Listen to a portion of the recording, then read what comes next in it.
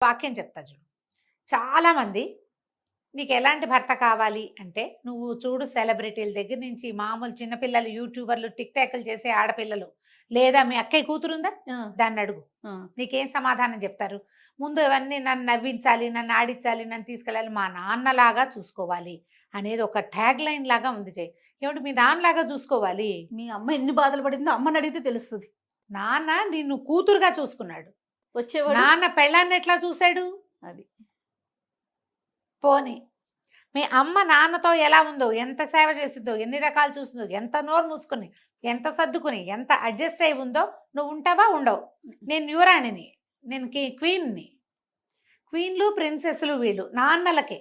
భర్తల దగ్గర కూడా అలాగే ఉండాలని కోరుకుంటారు జయ.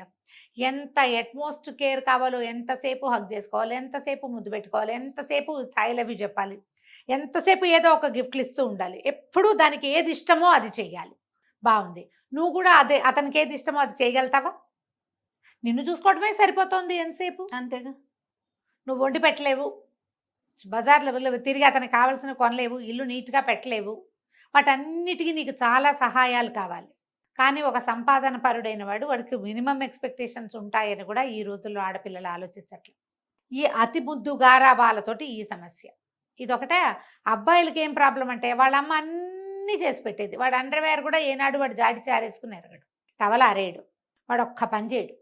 వాళ్ళమ్మ నోట్లోనే అన్నం పెట్టేది. పెళ్ళాం కూడా అలాగే పెట్టాలని చూస్తాడు. తనని వాళ్ళమ్మ ఎలా రాజకుమారుడిలా చూసిందో భార్య ఎందుకు రాజకుమారుడిగా చూస్తుంది నిన్ను? భర్తలాగానే చూడగలుగుతది అంతే కదా! కదా! ఈ 2 రకాల గొడవలు ఎక్కువుంటాయి జయ.